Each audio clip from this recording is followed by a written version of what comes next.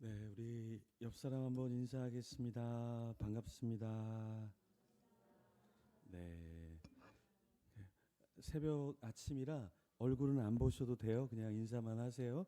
네, 오늘따라 아름다워 보이십니다. 네, 절대 쳐다보지 마세요. 그냥 그런 줄 믿으시면 되겠습니다. 네, 많이 피곤하죠? 네, 많이 피곤해야 낮에 싸울 힘도 없고 집에 들어가서 싸울 힘도 없고 그 가정의 평화와 세계 평화가 임하는 줄 믿습니다. 네, 그렇죠. 이 특세잖아요, 지금. 그죠? 이 특세는 특세가 아니라 일반세예요. 무슨 말이냐면 정말 특세는 언제냐면 특세가 아닐 때 나오는 게 특별한 거예요. 하나님 입장에서는 모두가 다 이렇게 나올 때는 그냥 다 나오는구나 하고 이렇게 나오기 때문에 특별한 게 전혀 없어요. 그래서 천국에서 아무 상급이 없어요. 그러니까 끝나시고 맛있는 거 드시면 돼요. 네, 여러분을 위해서 맛있는 거 드시면 됩니다.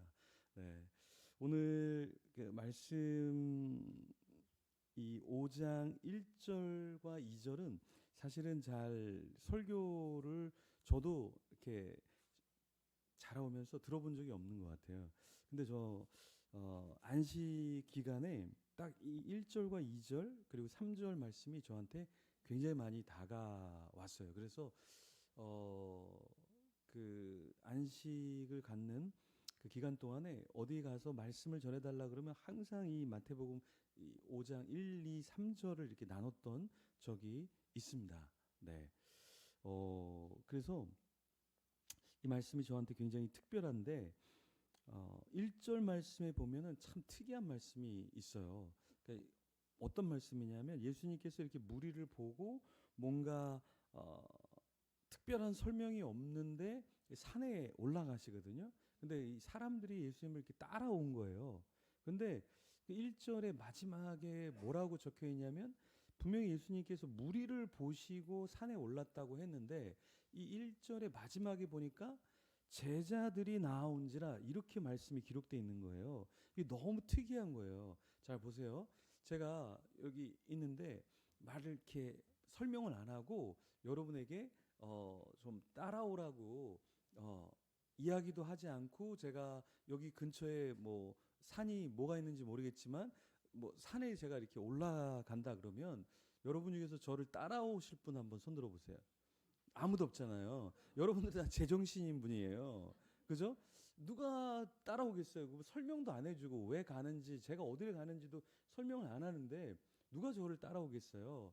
근데 여기 본문에 보니까 예수님이 그러니까 무리라는 거는 제자가 아니잖아요. 그냥 많은 사람이 있는 곳에서 그냥 예수님이 그냥 많은 사람을 보신 거예요. 그리고 예수님이 산에 올라가셨잖아요. 근데 이 이스라엘의 산은 우리가 아는 것처럼 그 나무가 없어요, 여러분. 나중에 이제 중동 이스라엘에 가보시면 우리가 생각하는 나무가 없어요. 그러니까 이 낮에 이렇게 산을 오르면 우리나라도 여름에 되게 덥잖아요. 근데 우리나라보다 훨씬 더 더운 나라에서 그 산을 이렇게 따면 굉장히 짜증이 나고 덥고 뭐 무기력해지고 그런 상황 가운데 있게 된다라는 거죠. 근데 그 예수님이 아무 설명 없이 산을 그 낮에 올라가시는데 거기를 따라왔던 무리가 있다라는 거예요.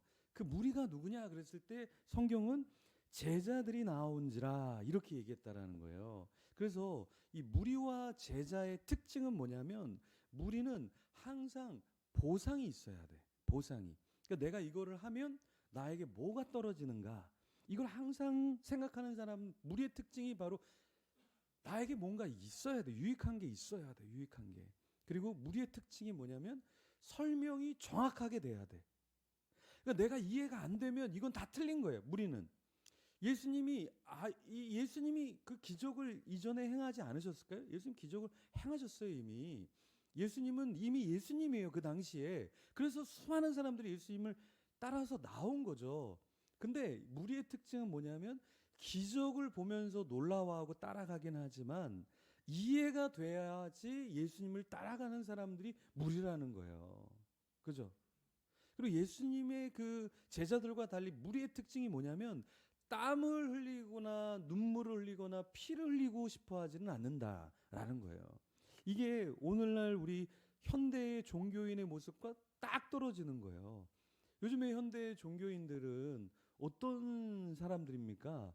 네, 자기가 아무런 손해를 보려고 하지 않아요. 자기가 이해가 돼야만 뭔가 수긍이 되고 고개가 숙여진다라는 거죠. 그렇죠? 자기에게 유익이 있어야 돼. 그리고 왜 그렇게 해야 되는지 알아야 돼. 그리고 내가 땀 흘리지 않아도 좀 좋은 교회, 내가 피를 흘리지 않아도 이미 다 세팅이 되어 있는 교회, 이런 교회에 다니는 것을 좋아하는 게 무리. 그러니까 우리가 어느덧 신앙생활을 하다 보면 자꾸 내가 이해돼야 되고 내가 생각하는 대로 뭔가가 이루어져야 된다라는 거죠. 이게 왜 그러냐면 우리가 제자로 나아가는 게 아니라 신앙생활을 하면 할수록 우리는 끊임없이 무리로 가려는 습성이 있어요. 그래서 저 사람이 돈을 많이 버는구나. 나도 이익을 위해서 쫓아가야지. 그래서 좁은 길이 아니라 어느덧 내가 딱 내 길을 보면 넓은 길을 가져 있다라는 거예요. 넓은 길을 가져 있으니까 누가 없어요? 예수님이 없는 거지. 주님이 안 보이는 거죠. 그렇죠? 그리고서는 이제 우리가 하는 말이 주님은 어디 계십니까? 왜 저를 이렇게 망가지게 이렇게 비참하게 만드셨습니까? 라고 하는데 그것이 아니라 비참한 자는 무리인 거고 제자는 예수님의 그 바로 앞에서 무엇을 말씀하시는가를 경청하기 위해서 따라간다라는 거예요. 그렇죠? 그래서 이 제자들이 나온지라 그랬을 때 이 제자들은 자기의 대가를 지불하고 주님께로 따라간다라는 거죠. 이해되십니까? 네. 저희 이제 교회 초신자 분들이 오고 있는데 초신자 한 분이 이제 회심을 하고 자기가 계속 들었던 말씀이 그 나를 부인하고 자기를 부인하고 날마다 제 십자가를 지고 나를 쫓아오라는 그 말씀을 듣고서 이게 무슨 말일까? 이게 무슨 말일까를 계속 이제 고민을 한 거예요. 그런데 이 초신자가 그 삶을 살고 있어요. 자기를 부인하고 십자가를 지려고 하는 그 삶을 자기가 살려고 막 노력을 하는 거예요. 그래서 이게 초신자인가 기신자인가 저도 헷갈리고 우리 주님도 굉장히 많이 헷갈려 하셔요. 제가 그 예배 때 발람에 대한 이야기를 좀 길게 했거든요. 발람이라는 사람이 있어요. 네, 여러분도 교회 다니시면 발람이 민수기 22장에서 24장에 나오는 이 발람이라는 거짓 선지자가 있는데 그 설교를 이렇게 하니까 한 권사님이 저희 교회에 오셨는데 권사님이 이런 얘기를 하세요. 내가 신앙생활 오래 했는데 오늘 처음 발람에 대한 이야기를 들었다고 너무 감사하다고. 그래서 그분도 놀라고 주변에 있는 분도 놀라고 우리 주님도 이 발람이 좀 그래도 굉장히 분량을 차지하는 그런 분인데 깜짝 놀랐어요. 근데 옆에 있던 권사님은 제가 발람에 대한 이야기를 이렇게 저렇게 많이 듣긴 했는데 목사님이 이렇게 정리를 해주시니까 아주 정리가 잘 돼서 참 좋다. 이렇게 얘기를 하는데 그 초신자가 성경 공부 시간에 제가 요번에 민수기를 읽었는데 그 말씀과 오늘 말씀이 딱 매치가 돼서 이해가 굉장히 쉬웠다. 이렇게 얘기를 하더라고요. 그러니까 여러분 누가 권사고 누가 초신자인 것 같아요? 네, 제가 깜짝 놀랐어요. 네, 이게 교회 생활을 오래 했다고 해서 이 제자가 되는 게 아니에요. 이 성경을 많이 하는 게 아니에요. 오히려 우리는 오랫동안 교회 생활을 했기 때문에 종교화될 수 있다. 그러니까 내가 원하는 스타일로 딱 굳어질 수 있다라는 거예요. 그래서 저는 운동을 되게 좋아하거든요. 운동을 굉장히 잘하게 생겼죠. 그렇죠? 네, 표정을 보니까 네. 제가 운동을 되게 좋아하는데 탁구를 또 제가 좋아해요. 탁구를 잘 치지 않는데 같이 이제 교육자분하고 탁구를 치는데 그분이 저한테 늘 졌는데 어느 순간부터 실력이 너무 좋아지는 거예요. 그래서 어떻게 해서 이렇게 실력이 느나 봤더니 돈을 내고 레슨을 받더라고요.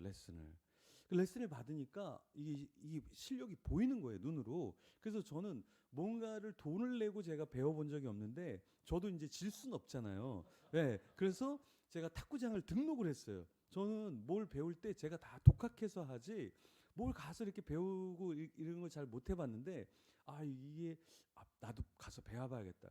딱 가서 딱 하는데 그 관장님이 잡는 거부터 제가 틀렸더라고요. 그러니까 탁구에 힘이 안 들어가는 거예요. 그리고 호흡, 이 호흡을 할 때 탁구는 이 때릴 때 호흡이 나와야 되는데 엇박자가 되면 힘이 안 쓸리는 거예요. 그리고 탁구는 손으로 치는 게 아니라 탁구는 발로 치고 허리를 돌려서 치는 거예요. 그러니까 이게 뭔지 모르시는 분은 탁구장에 등록하시면 돼요. 아, 이거 오늘 3만 원어치 알려드렸네. 아, 예. 아, 이거 지금 오늘 등록 그 목사님 좀 등록 카드 거기에 3만 원어치 좀. 아, 그래서 제가 첫날 가서 충격을 받았어요. 아, 내가 수십 년을 이렇게 잡았는데, 아, 이렇게 잡으니까 확실히 힘이 들어가는구나. 호흡을, 때릴 때 호흡을 탁 뱉어야 되는구나. 다리를 숙였다가 허리를 돌려서 탁구를 치니까 스핀이 엄청나게 먹히는 거예요. 그래서 우리가 내가 이 30년, 40년을 친 탁구는 탁구가 아니었고 이분한테 3분, 4분 딱 설명을 들으면서 모든 게 다 깨지는 거예요. 모든 게 다 깨지는 거예요. 그렇죠? 신앙생활도 딱 이렇습니다, 여러분.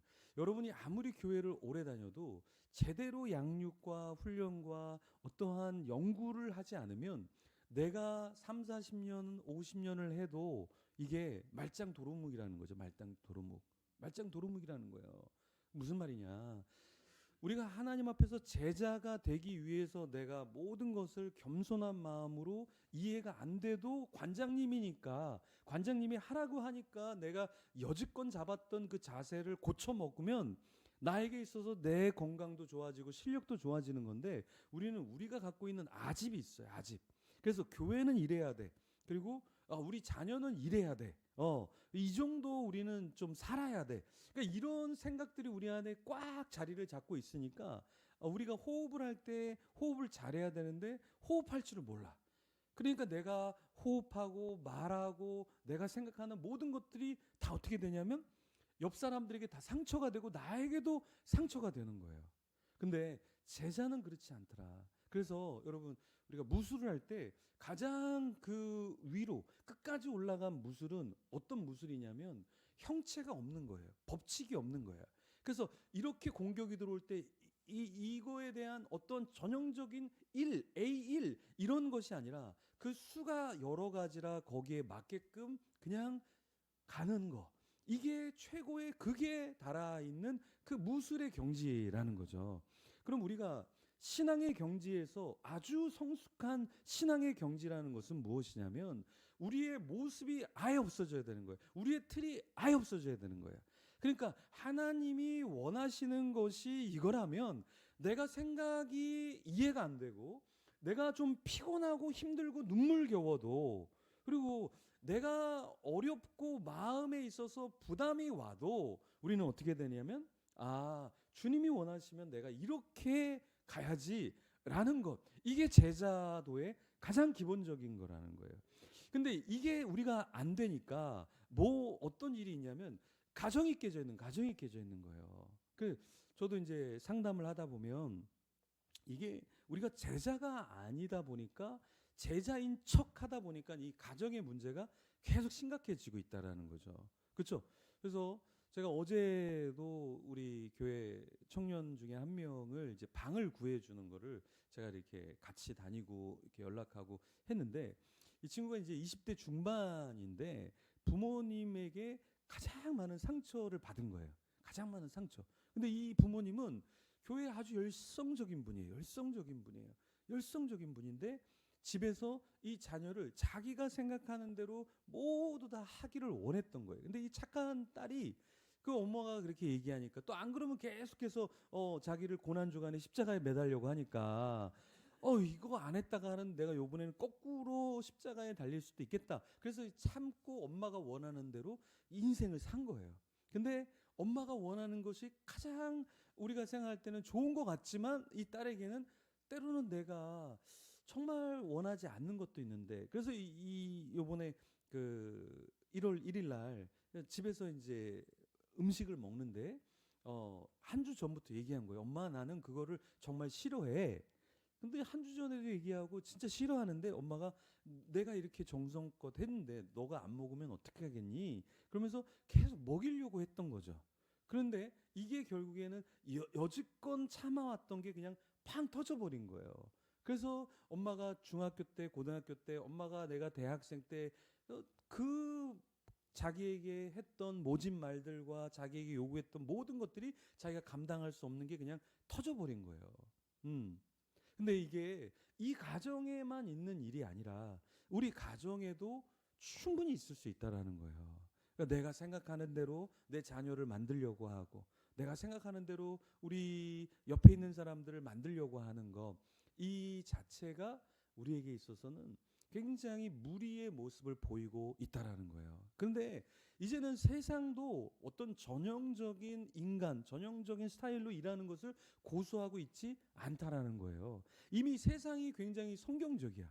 그래서 여러분 아주 대기업 같은 경우 뭐 구글이라든가 이런 기업을 보면은 월차나 뭐 휴가 이런 게 없이 그냥 당신이 일하고 싶은 대로 일하고 쉬라고. 그래서 그냥 유연하게 쉬고 싶으면은 계속해서 쉬라고.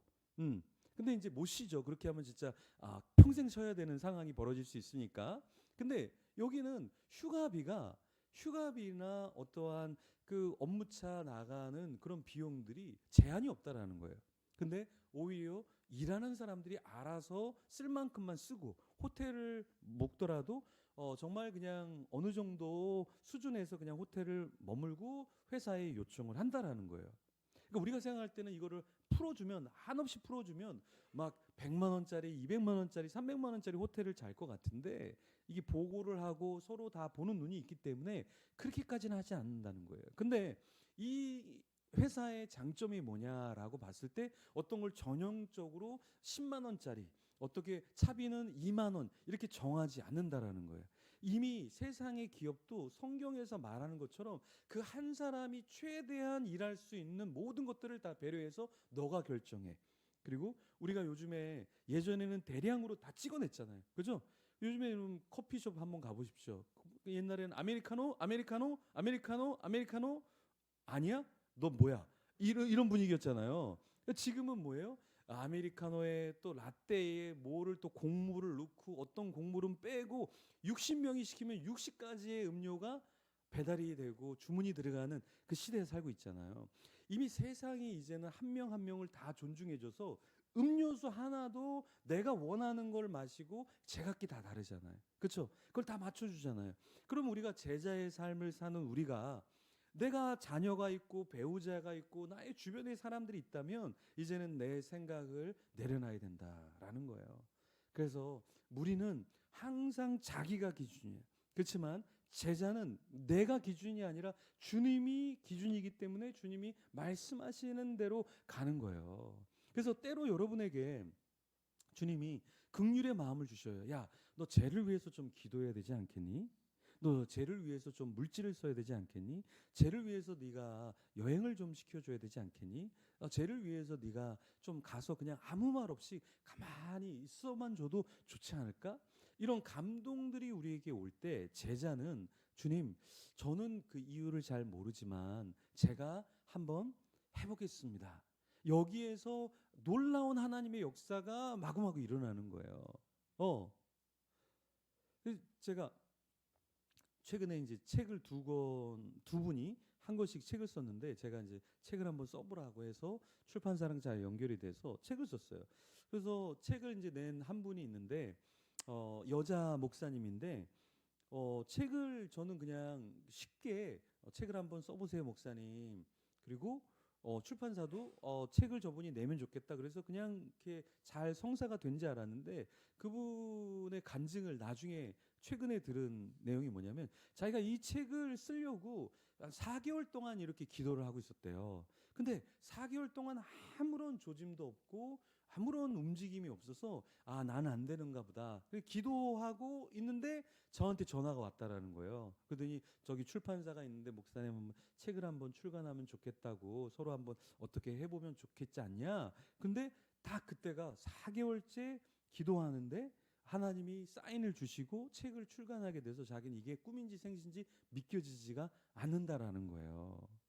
여러분 하나님 앞에서 저는 그냥 그분이 생각이 난 거예요. 갑자기 그래서 그분이 생각이 나서 그냥 전화를 했던 건데 그게 이제 출간까지 이루어졌던 거예요. 그래서 어제 만나서 또 그런 얘기를 하는데 그분이 목회를 하는데 잠깐 이렇게 왔다가 간 분이 있더래요. 그냥 6개월이 지났는데 그분이 생각이 나더래요. 그분은 자기 교회 성도도 아니었고 잠깐 교회 왔다가 이렇게 얼굴을 보고 인사 정도 하는 정도였는데 갑자기 생각이 나서 전화를 했는데 이분이 나중에 알고 보니까 이상한 교회에서 굉장히 재정적인 사고를 당하고 교회도 못 나가고 있는 상황인 거예요. 시험을 받아서. 그래서 성령님이 생각나게 하셨나 보다. 나도 이렇게 전화를 안 한다. 우리 교인도 아닌데 내가 왜 굳이 6개월 뒤에 이렇게 전화를 하겠냐. 근데 형제님이 좀 생각이 나서 전화를 했다. 그런데 그 전화에서 그 얘기를 막 쏟아낸다라는 거예요.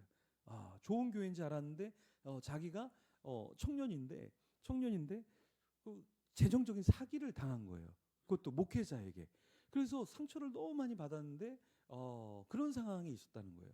그래서 그 목사님이 상담해주고 위로해주고 이런 과정이 일어났는데 우리가 심령이 가난한 자가 된다라는 건 뭐냐면 2절의 말씀처럼 입을 열어 가르쳐 이르시되라고 했는데 성경은요 아무런 필요 없는 구절을 마구 적지가 않아요. 그러니까 마태복음의 1장에 모든 왕들이 다 기록되어 있어야 할 것 같지만 기록되어 있지 않죠. 왜요?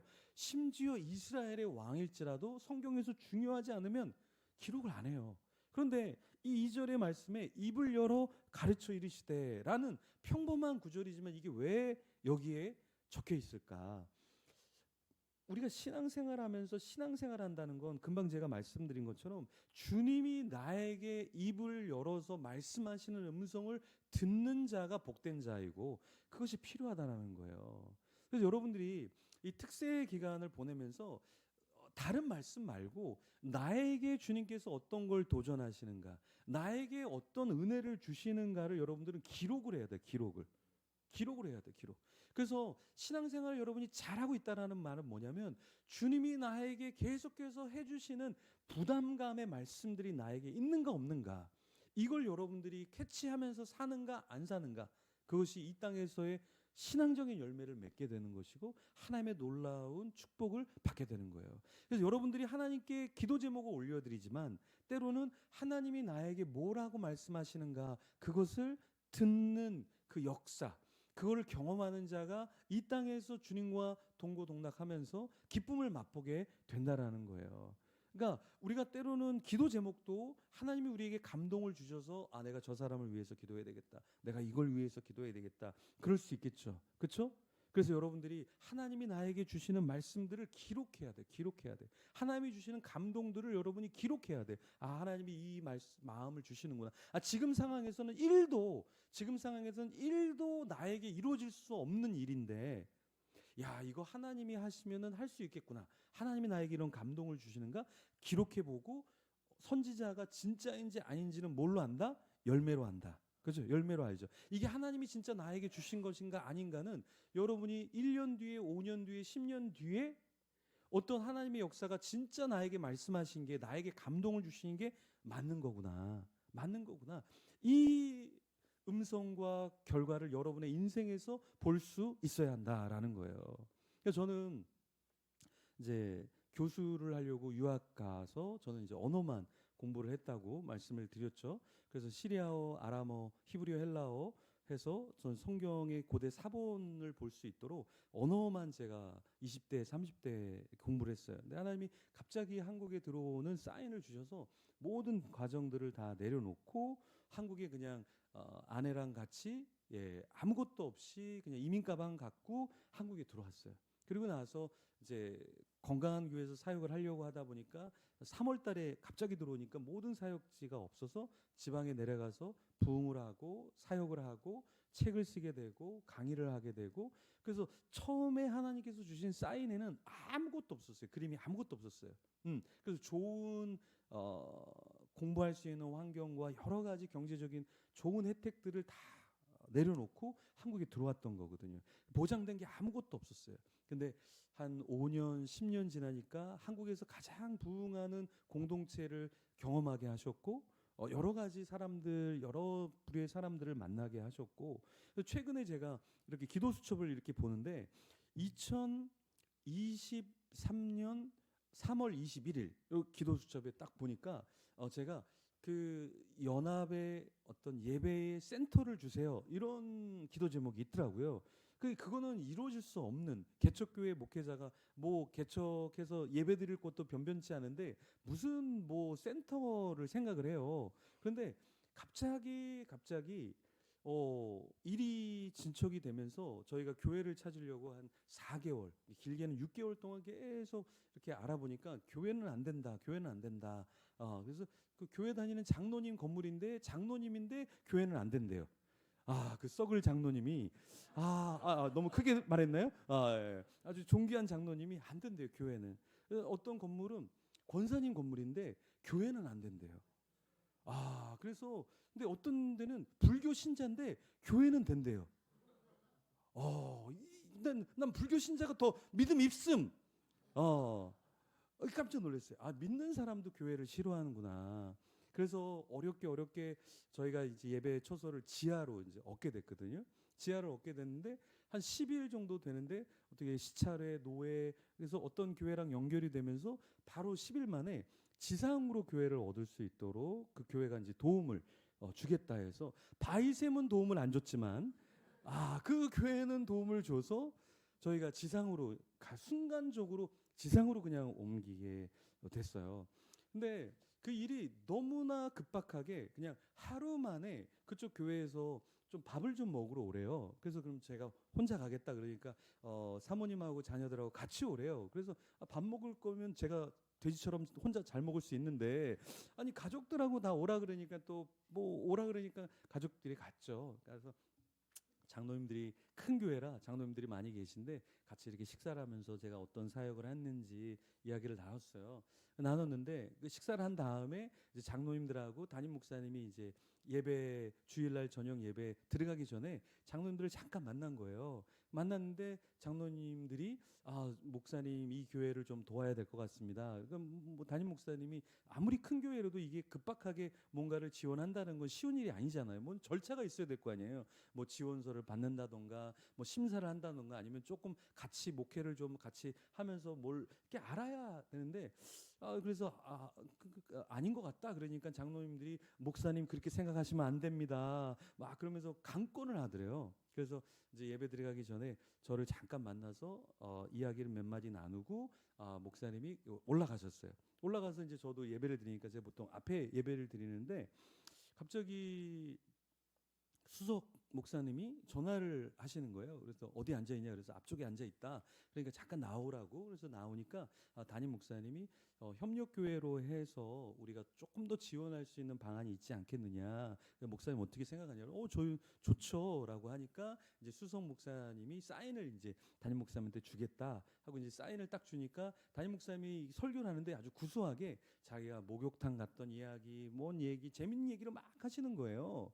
그래서 이분이 원래 재밌게 설교를 하시는가 보다라고 했는데 딱 사인이 오니까 사인이 왔습니다. 제가 요걸 기다리려고 지금 다른 얘기를 했는데, 그러면서 오늘 한 교회가 협력교회로 선정이 돼서 저희들이 좀 지원을 해야 되겠습니다. 그러면서 갑자기 파송식이 되고 뭐 축가를 부르고 어디서 꽃다발을 훔쳐왔는지 꽃다발을 전해주고 갑자기 뭔가 일어난 거예요. 그리고 이제 예배가 다 끝난 다음에 이제 교회를 지상으로 여러분 올리는 프로젝트를 우리가 하겠습니다. 라고 한 거예요. 그래서 이제 장로님들 몇 명하고 이제 담임 목사님하고 예배 끝난 다음에 저희 집사람한테 사모님 마음이 어떠시냐고. 근데 저희 아내가, 저도 몰랐던 얘기인데 저희 아내가 기도 수첩에다가 하나님 우리가 지하는 경험을 해봤으니까 지하가 되게 어렵거든요. 저기 지하는요 그냥 가만히 있으면은 그냥 곰팡이들이 그냥 막 성도들은 안 몰려오는데 곰팡이들이 이렇게 몰려들어요. 그래서 습하고 몸이 안 좋아서 저도 지하에 한 3개월 있다가 피부가 다 이렇게 뒤집어지고 그래서 지하가 안 좋은데 어쩔 수 없이 교회를 안 받아주니까 교회를 받아주는 지하로 저희가 들어간 건데, 이제 아내가 청년들하고 이렇게 청소를 하는데, 아니 우리야 뭐 이렇게 할 수 있지만 청년들이 뭔 죄가 있다고, 많은 교회가 있는데 이 지하 냄새 나고 곰팡이 있는 데서 이렇게 청소를 하고 있나. 그래서 눈물이 났다라는 거예요. 그리고 이제 그날 아내가 기도 수첩을 이렇게 찢어 버렸대요. 하나님도 이 기도는 안 들어주시는구나. 그래서 찢었는데 한 며칠 뒤에 이 프로젝트가 되니까 참 놀랍다. 그러면서 이 아내가 이렇게 눈물을 흘리면서 이야기를 하니까 그 목사님, 담임 목사님도 이렇게 눈물을 흘리시더라고요.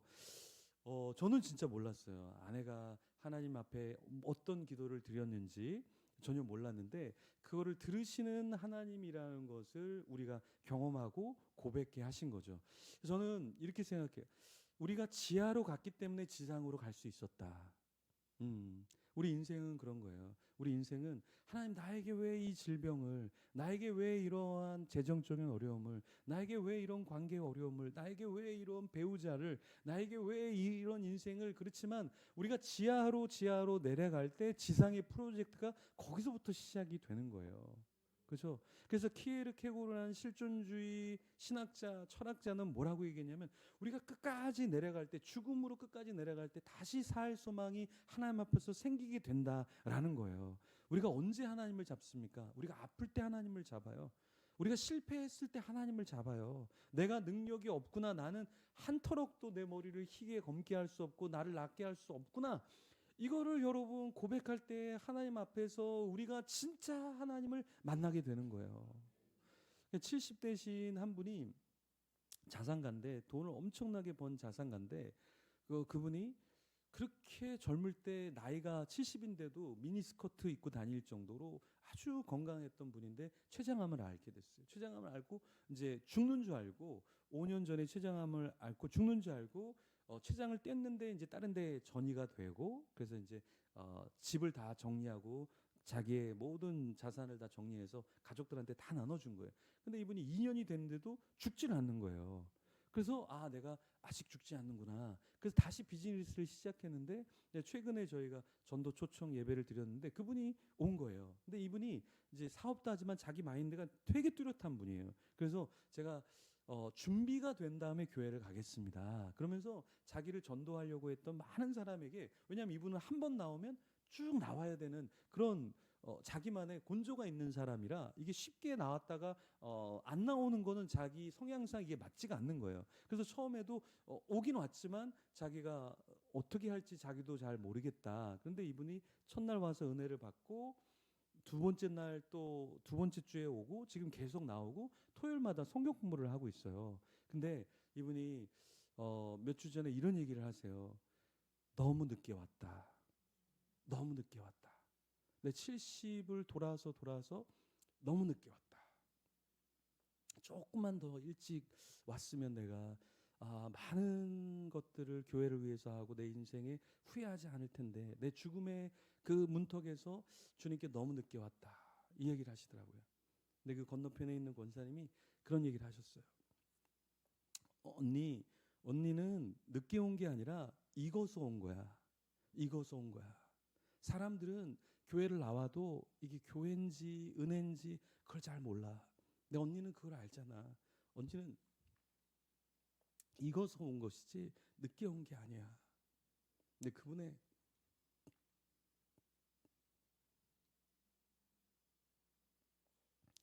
이제 아프니까 이제 병원에 응급실에 갔어요. 근데 초신자인데 주일날 예배를 못 나오는 거예요.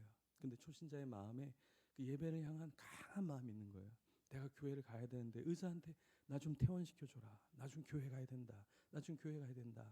근데도 이제 암 환자니까 모든 검진을 다 해야 되니까 의사는 또 보내줄 수 없으니까. 우리가 하나님 앞에 내가 하나님이 나에게 뭐라고 말씀하실까? 하나님이 나를 어떻게 생각하실까? 이 구도자의 삶을 사는 것이 우리 신앙생활이에요. 근데 우리는 구도자의 삶이 아니라 종교인으로 하나님이 나에게 뭘 해주실까? 하나님을 내가 어떻게 이용해 먹을까? 그래서 하나님이 그 요술 램프인 거예요. 요술 램프. 하나님, 나 이번에 이거 프로젝트가 돼야 돼. 하나님, 이거 나 프로젝트가 돼야 돼. 하나님, 이게 돼야 돼. 이게 종교인이 아니에요. 이게 신앙인이 아니에요. 신앙인은 하나님 그거 안 돼도 나는 괜찮고, 하나님 난 이거 잘 돼도 괜찮고, 하나님 안 돼도 괜찮고.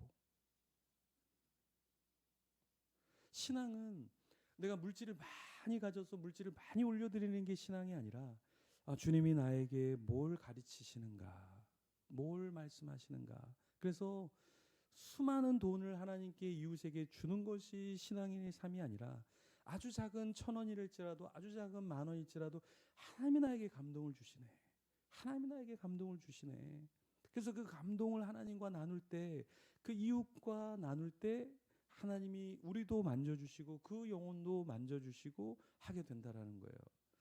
이틀 전에 한 목사님이, 개척교회 목사님이 의자가 없대요. 의자가 8년 됐는데 의자가 너무 녹슬어서 이제는 의자를 앉으면 이제 쓰러질 지경이라는 거예요. 근데 이제 개척교회니까 의자 10개가 사기가 힘든 거예요. 개척교회니까. 그리고 이제 달동네다 보니까 성도들이 있지만 달동네다 보니까 헌금을 많이 못 하는 거예요. 그러니까 이제 이거를 그냥 그 성향상 내향적인 사람이니까 이걸 올렸다가 지웠다 올렸다가 지웠다가 했을 것 같은데, 나중에 그 다음날 만나보니까 그 생각이 맞은 거예요. 그래서 그런 거 올리면은 페북에 사람들이 막 도와줄 것 같잖아요. 잘 도와주지 않아요.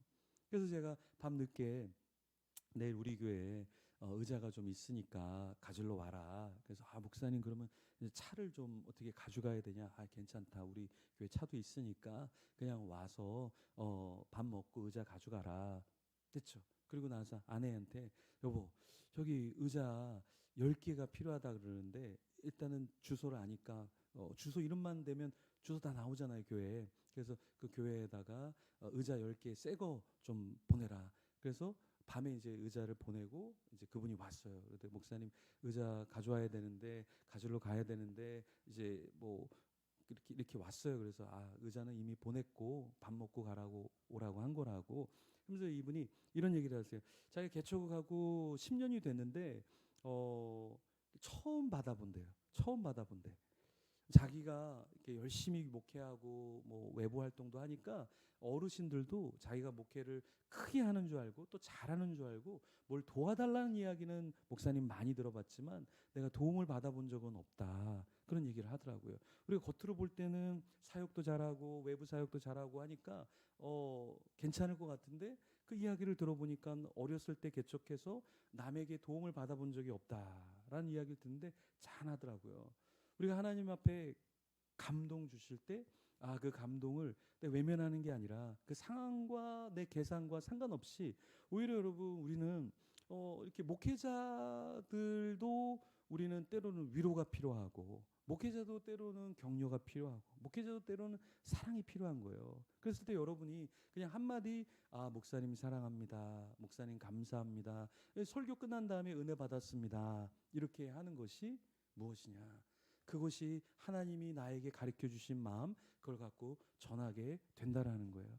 오늘 말씀의 3절에 심령이 가난한 자는 복이 있다 그랬는데, 이 심령이 가난하다는 것은 그냥 내가 아무것도 없는 상태, 그러니까 비어있는 상태가 심령이 가난한 게 아니라, 심령이 가난하다는 것은 또 무슨 뜻이냐면, 우리가 읽진 않았지만 10절 말씀에 보면은 어떤 말씀이 있냐면, 이 10절 말씀에 보면 의를 위하여 박해를 받는 자는 복이 있다, 천국이 그들의 것입니다. 그러면 심령이 가난해도 받는 복은 천국이고, 의를 위해서 박해를 받는 것도 천국이 주어진다라는 것은 같은 말이라는 거예요. 그러면 심령이 가난하다라는 것은 무엇이냐면, 여러분 의를 위해서 핍박을 받아야지 된다라는 거예요. 그래서 여러분이 교회에서 신앙생활할 때 핍박이 있을 수도 있어요. 내가 너무 열심히 기도하면, 내가 너무 열심히 말씀 읽으면, 오히려 내가 너무 열심히 선한 일을 해도 교회 안에도 핍박이 있을 수 있어요.